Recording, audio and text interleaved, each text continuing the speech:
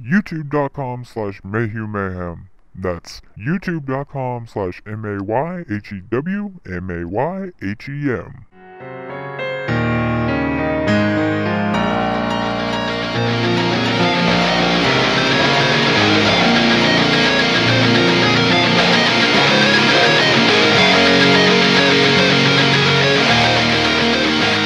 Hello and welcome to another episode of 30 Minutes of Mayhem. I am your host, my name is Michael Mayhew, and I am here with my co-hosts, Dale.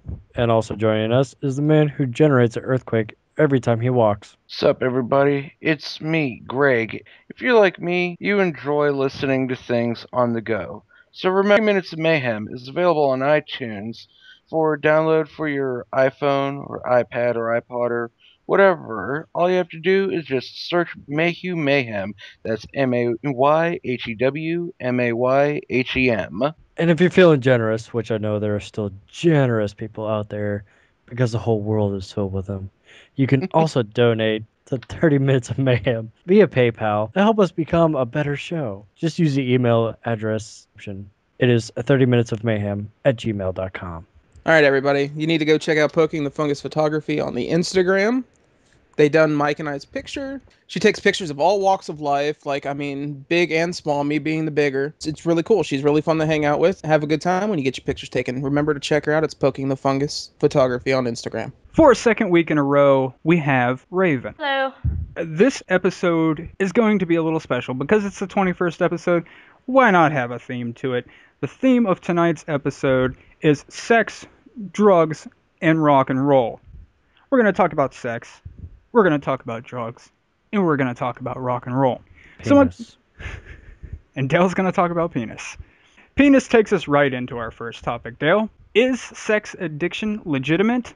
I believe it is. If you actually look up the whole nymphomaniac term, it doesn't really that's what the street name calls it, but it's actually called hypersexuality, and it's just basically an increase of your sexual craving. Your drive? And pretty much, and it's one of those things where it just keeps going on and on. It's more frequent than what most people go for. And there's actually been cases of people addicted out there, being addicted to having sex constantly. I've heard. I've never gotten a woman pregnant, but at least I've heard of being pregnant that also increases their their drive. But that's just pregnancy. We have a female in here that's had a kid. So Raven, if this isn't too personal, when you were that increase your sex drive? No more than usual. No, it was about the same. I think I have a pretty good sex drive as it is, but it didn't increase or decrease when I was pregnant. I think that's like a case-by-case thing. Everyone's different. Yeah, depends on the hormones. What do you think about it? Is sex an addiction? Can it be an addiction? I think it can, because people can get it addicted. I mean, little kids are addicted to sugar. I'm addicted to caffeine. I mean, you can get addicted to anything that's not as addictive as heroin, Heroin's like number one thing. Exactly. Yeah, that's really. That's a chemical addiction. That's the hardest one to beat, and so is cigarettes, actually. Yeah, I think people can get addicted to just about anything. And when it comes to sex addiction, I don't think it's purely about the physical gratification necessarily. I think for some people, it's a control. They're addicted to the control person, or they're addicted to using sex as a means of validating themselves, making themselves feel something. Feel love, maybe. So that's my take on it. I think it's legitimate. There are actual help groups for it and stuff too. So I guess it's in the medical field. It is necessarily legitimate. She brought up some points that I've seriously never thought about. Yeah, me Me neither. either. You're welcome. That could be one of them, because you're a female and all three of us are guys. We're like, we never thought of it that way. That's me. I bring the Djent to this conversation. Let's hear Greg's take on this. Personally, I don't think it exists. I think this day and age, I think we use the word addiction way too loosely anymore. Like, literally, we use it anything that we feel somebody has that we as a society perceives as unhealthy, even if it's not really unhealthy, we just think it is. It really comes down to most things that are considered an addiction just being mind over matter. Like, these people aren't really addicted to it. They just don't have any real personal self-control. So you're saying they're basically calling it addiction as a means of an excuse. Yeah, I mean, To look at keep doing Tiger it. Woods. I mean, Tiger Woods, like, when he got caught cheating, like, everybody was like, oh my god, what a scumbag, he cheated on his wife. And then, like, almost immediately after all that bad press came out, he said, oh, I couldn't help it, I'm a sex addict. And immediately, almost everybody in the media was like, oh, that explains it, we forgive you then, Tiger, you're just addicted, it's not your fault. And it's like, what the fuck? It is his fault. He cheated on his fucking wife. He's just using that as an excuse to, so that way people don't shit all over him. And Because he that has and money. way is yeah, and that way his sponsors don't like back out on him or anything. Either way, he didn't completely save face. His wife's actually pretty hot. Or Yeah, well, his wife's hot ex-wife. too. That's the thing. It's like, man, the Yeah. the chick he was banging on the side had to have been like, if she isn't like absolutely like smoking, then he just really, because I mean his wife was already like ridiculously hot. It's usually how it goes down, though. You know, It's if you have steak every night, eventually you want chicken. I've always heard that analogy. You know, like, and I'm not that kind of person. You No, know neither. you know what I mean? I'm a very monogamous person. I've never cheated. Any version of cheating, a lot of the new thing that a lot of people consider cheating is if like you're deleting text messages so that your significant other can't read them, then you're cheating. I've yeah, never you're already cheating. I've never done that. I've never done anything like that because I am a very loyal person, especially when it comes to being in a relationship. So have I been cheated on? Yes. Have I ever cheated? No. And Same here. I would never do that because I could just not imagine the like absolute feelings of betrayal and heartbreak, and I would not want to inflict that on somebody. my thought kind of goes along with Greg's to an extent, but I have a question about it. Going off of like what Raven said about being like a control said though, of just like the increased drive, so on and so forth. Could or should masturbation take care of that issue? Or is it more like Raven said, to where it's more of like a control thing and stuff like that? Because if it's an increased drive, really what you're trying to do is catch that nut. You know what I mean? Do you If need. it was just purely about the physical gratification, you could take care of that yourself. Exactly. So So- that's Sometimes why I people think the might, control comes in. or pain. Some Or people are pain also or into pain. whatever you're into, man. If it's pain, then they could just masturbate with sandpaper. That would take Yeah. care of it. There's some different things to where you like only people, they might only be getting off if somebody else is giving them pain. Oh, Yeah. that's true. That's true. Yeah. Very, very true. My thought on that is like masturbation gets like boring after you do it for so long. Sit on Yeah. your hand. So you sit on your hand, give yourself a stranger, but it's better if you like sit on somebody else's hand and they give you a neighbor. Oh, jeez. Personally, I like the familiar, so I'll just go with that. Yeah, so the whole point is like after a while, yes, masturbation does get boring, especially if you're doing it for like a couple years straight. No contact with another person in that manner. That does suck. But do I think that sex can become an addiction? No. I think it's an excuse, especially those who are married. Like going back to Greg's example of Tiger Woods. Tiger Woods, because he's famous, or anyone famous for that matter, that's not married, could basically, or married for that matter, can basically have just about anyone they want. So that's what gets me when the superstars have people come against them like Kobe, Ben Roethlisberger, Michael Jackson, and countless others, to where they're like, they raped me. I'm like, no, what probably happened, there is a chance of that. Don't get me wrong. There is a chance of that. But what probably happened is you probably had consensual sex, and then they didn't call you, or whatever it was, you didn't get exactly what you wanted afterwards, and you're pissed off, so now you're after their money. I agree. But there is a chance but when somebody's got a lot of money, that's an easy way, because that person's like, no, that never fucking happened. And if it did happen, you wouldn't have settled out of court. If you wanted legitimate justice, you would have taken them through the fucking ringer. And you didn't do that. Therefore, that leads me to believe that you were just after the money. Because they will pay to make that go away if it never happened. It's And like you said, someone who's got a lot of money and they're famous, they can have anyone they want consensually. Yeah. They don't need to rape anybody. I'm sure it still happens, but... Oh, yeah, it probably does happen, but they could have pretty much almost anyone they want. You know, especially you look at, like, music. Look at back in the 80s was ridiculous with the whole hair metal and everything. Read Motley Crue's The Dirt or Nikki Sixx's Heroin Diaries. They were like crazy group orgy fucking nuts. Sex, drugs, and everything all over the fucking place. All night, every night. But do I believe sex addiction is legitimate? No, I think it's an excuse. Don't throw that excuse around. Everyone loves fucking. I think there's a very, very small amount of people out there that don't enjoy it. Are you gonna take it to an extreme and be like, I'm fucking addicted to it? Well, go jerk off.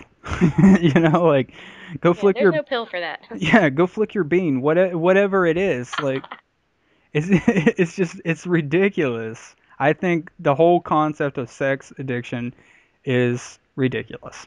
Staying with the sex, drugs, and rock and roll, we just talked about sex. Let's talk about drugs. In the news lately, it has been said that Oreos are more addictive than cocaine. Are you fucking kidding me? I don't care what Bullshit. I don't care what scientist is doing research on this. There is not a single motherfucker out there. Let me take that back, because there's probably some huge bitches that would do this. Or dudes, for that matter. No one out there is sucking a dick for an Oreo. But are there people out there sucking dick for cocaine? Yes. Yes. Yep.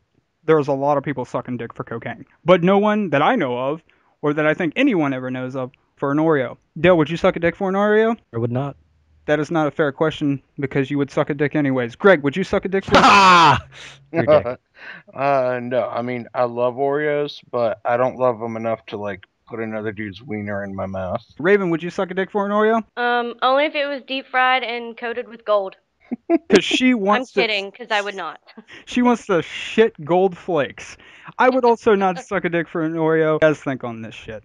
It's bullshit. I mean, it reeks bullshit. I mean, there are a lot of things that scientists have done studies on that later turned out to be ridiculously untrue, or they just keep going back and forth on that. I literally just said fuck it, and I'm just gonna take my chances with it. Like, I mean, eggs. Like, first they said eggs are bad for you, then they say they're good for you, then they say a part of them is good for you, and it's just like, you know what, fuck it. I'm just gonna keep eating eggs. If they kill me at 30, they kill me at 30. I don't give a shit. There's never gonna be any real definitive concrete proof on this. I mean, how do you even test for that? That's what I want to know. Yeah, that's what I want to know too. Like, the thing is that do they feed people like Oreos and then like, all right, now snort this line of Coke. Which one do you like more? This thing could be completely being blown by the media. This could have been something completely different, or something just slightly related to what it is. And they said, well, we did some studies, and a certain small number of people, like maybe like 1 out of 10 people, ends up getting more addicted to Oreos than cocaine. And then suddenly newspapers everywhere are plastering Oreos than cocaine on their front pages, to get more headlines. Here's my thought. Like, I really seriously want to know how they did the testing. Was it like Me too. Was it like almost like not like a blind taste testing, but did they like sit somebody in a room at a table and with a Scarface sized pile of cocaine and then like the equivalent in like Oreos, and with no instructions, they just set them in there. Yeah, and they were just that'd be like the best science experiment ever. We'll give you free Oreos and blow deal. No, they don't even. They're just like, you want shoving it all in your purse. Okay, that'd be even better. You want to compete? You want to be in the science experiment? We'll give you $200. Sure. They just sit them in a room with a Scarface fucking sized mound of cocaine with the equivalent sized mound of Oreos with no instructions, and they just sit them in there and they watch through the glass that you in the one-way glass or whatever where you can only see through one side, and they're Yeah, just sitting in there yeah, and they between just one- wait. They just wait until like the person either eats an Oreo or snorts cocaine, and they're like, more people are eating than they are snorting the white powder in there. Therefore, Oreos are more addictive than cocaine. Like, come on, how the fuck do you do that testing? There's got to be another way. Well, obviously, I'm throwing a really wild example out there, but Yeah, really. I was just saying, like, when I was in Afghanistan, I got a bunch of Oreos and stuff like that, and I never was addicted to them. I didn't like when I came back, I didn't have PTSD because of fucking that kind of crazy shit. But Did you suck a dick when you ran out to get more? he did no, that I didn't even already. do that. Yeah, he doesn't.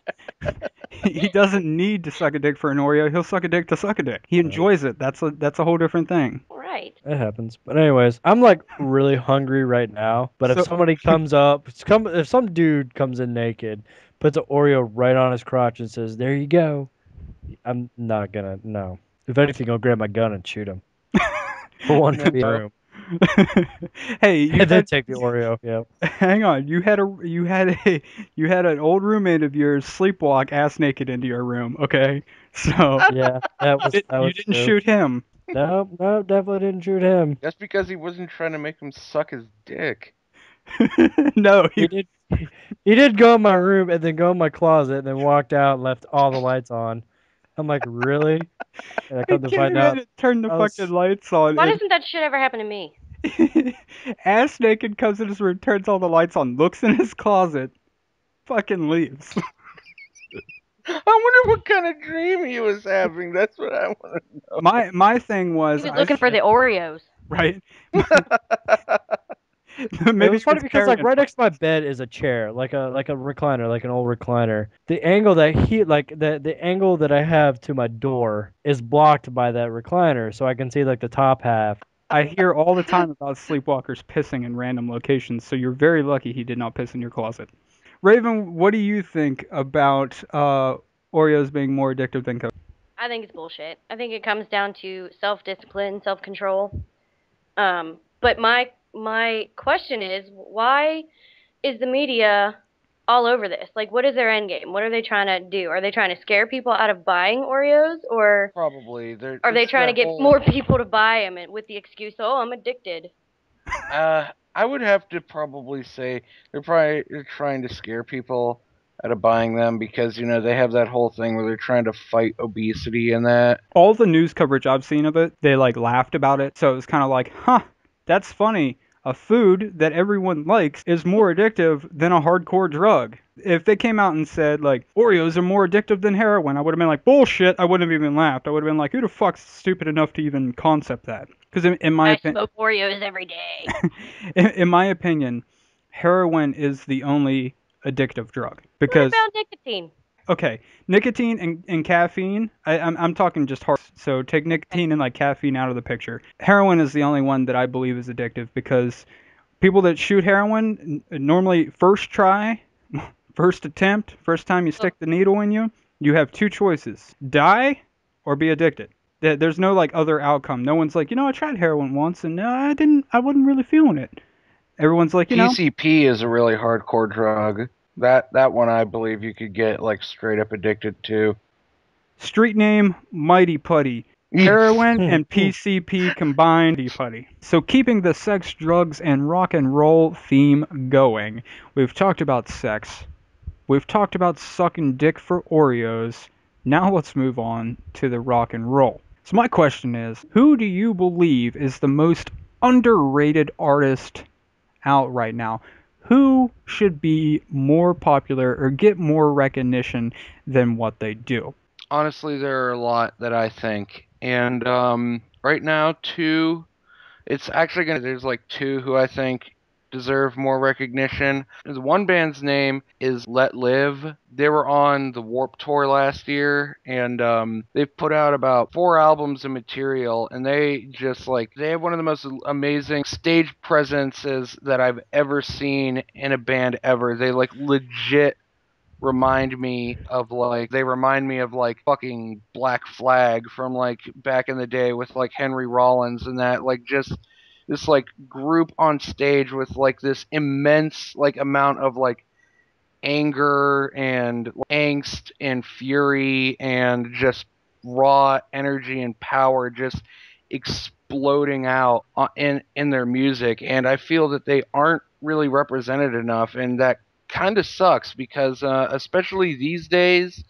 because I mean I'm a big fan of punk music, and I feel that a lot of the bands that have like started for the most part these days have become really kind of bland. Like usually you either have bands that are just like way too fucking politically correct, or bands that are basically just slightly related to punk and they like are mostly just pop bands with some punk tendencies to them. And I mean these guys that have really old school feel, but they also have a more experimental feel to them too, because they use a lot of like rapid changing time signatures, and they incorporate elements from like other genres of music into their sound. And the other band, I actually discovered them on the soundtrack of Grand Theft Auto 5. It's this band called Fiddlar, and their name is an acronym. It stands for "Fuck It Dog, Life's a Risk."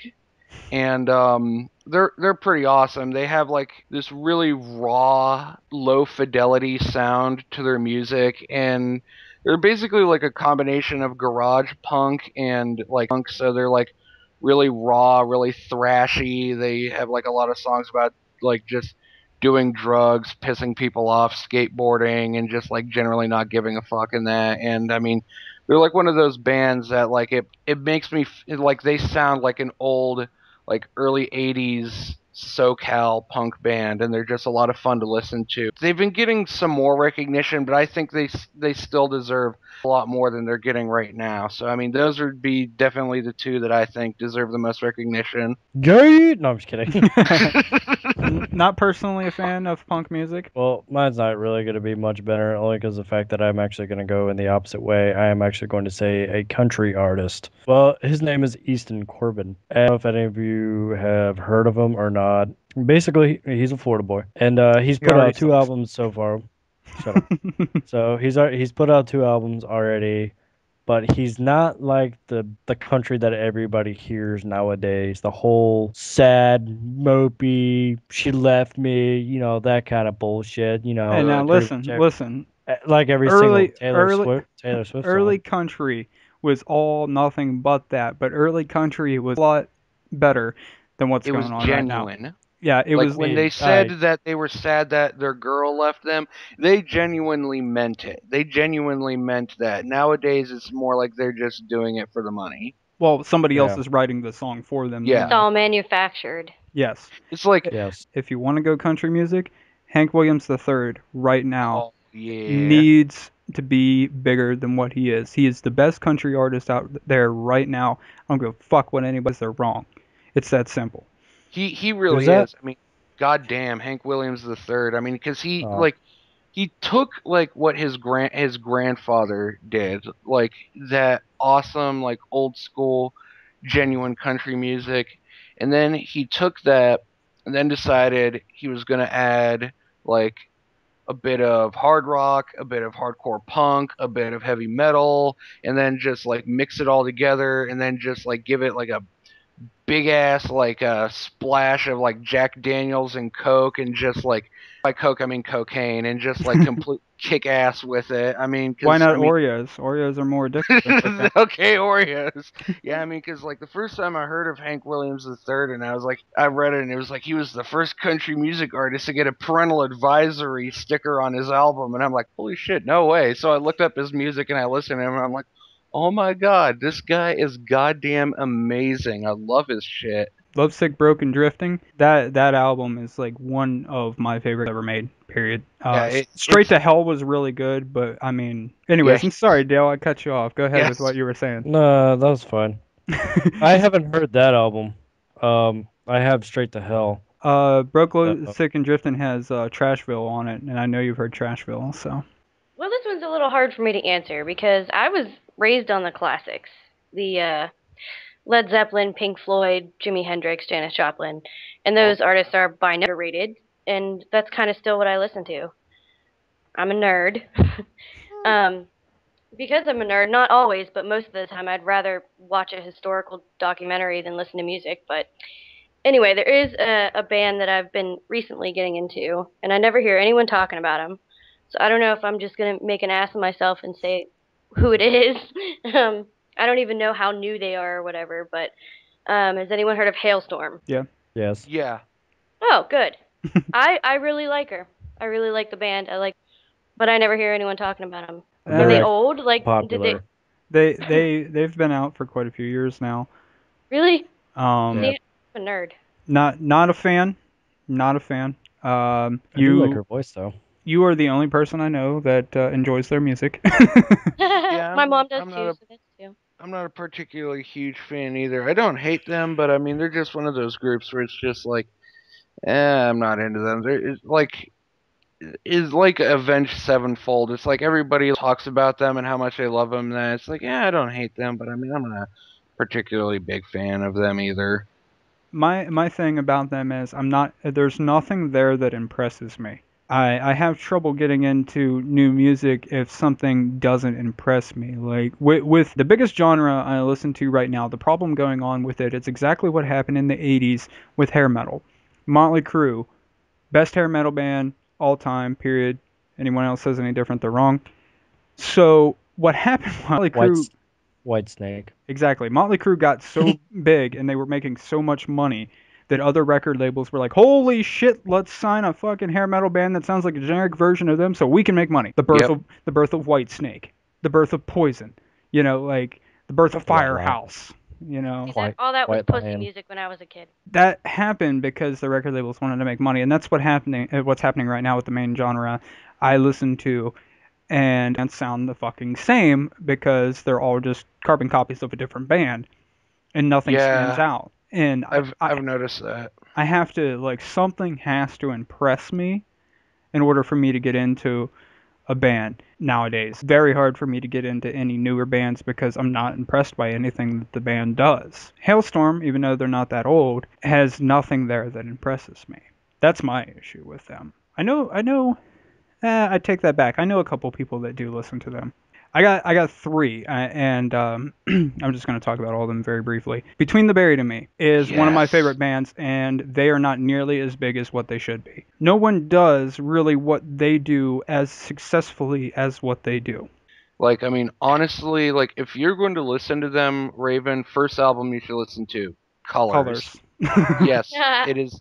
They're That's funny. absolute. So I was just writing that shit as I'm gonna check them out. This is the best way to describe Colors. Colors is a magical carpet ride through the universe with twists and turns every direction. My number two band that doesn't get enough recognition for as good as what they are, and this may sound like I have a biased opinion on this, and that is As Dreams Fade. They will be releasing an EP later this year. Hopefully, it'll be released by a label and somebody will be able to purchase it online and in stores. That would be sweet. They are a hell of a lot better than a lot of big bands right now. Yes. Complete musicians, phenomenal artists. All right, guys, they're okay, guys. Nah, I'm just kidding. And they should have more recognition than what they do. But they got to get out that EP, and I think that is where it will really start to pick up. The last band I have is The Plot in You. I think The Plot in You is way, way underrated. They do some very interesting stuff in their music that no one else really does successfully. I've never actually checked them out. I've been meaning to, but I've never checked them out. I'm gonna have to check them. Yeah. The Plot in You could feel the emotion in the lyrics, and I think that's one thing that makes them stand out. But they're not getting enough recognition, in my opinion. And that does it for this episode of 30 Minutes of Mayhem. Raven, I would like to thank you for coming on yet again for a second week in a row as a guest. No problem. Thank you. I have been your host. My name has been Michael Mayhew, and I have been here with my co-hosts, Dale. Greg. And don't forget to check us out on iTunes. You can donate to us on PayPal, and check out Poking the Fungus Photography. Hope you enjoyed this episode, and later, fellas.